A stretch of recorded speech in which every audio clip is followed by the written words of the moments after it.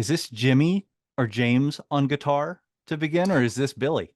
No, so that would be Billy, I guess, if he went back and recorded everything. So he took all the parts that like that they would rehearse with, and then he would redo them, but he redid them with their instruments, and so that it had that tone and that sound, so that when they played live, it still felt that way. And they're great live players. I mean, I've seen this band several times over the years, and they're phenomenal.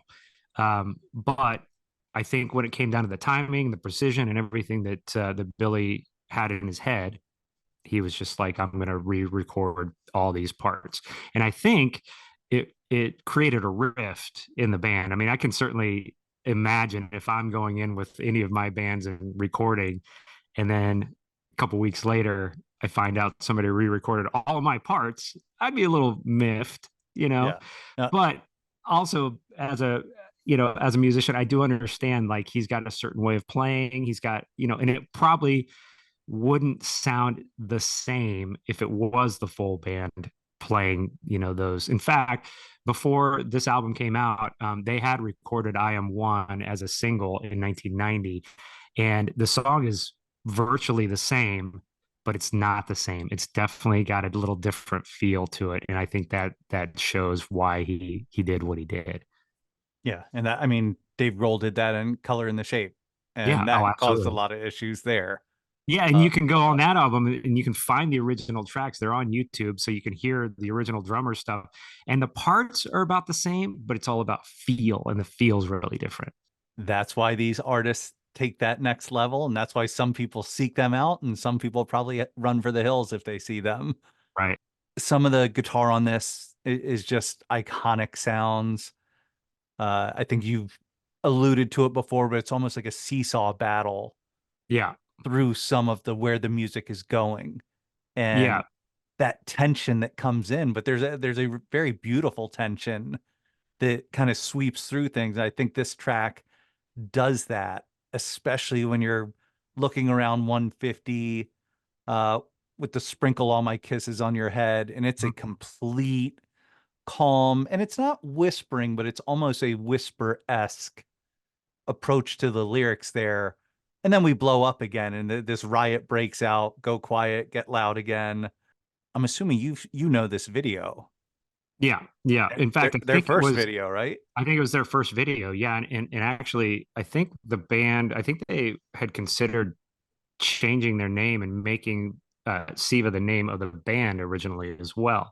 But yeah, I think this was their first video, and I think their first three videos, I think, were very similar in their psychedelicness and their, but they're also kind of lazy videos. I don't know how to describe it, but they're not high production. It's like almost like they took a high eight or a Super 8 camera out, and they shot a bunch of stuff with some friends, which I think is honestly sounds pretty awesome. But Yeah.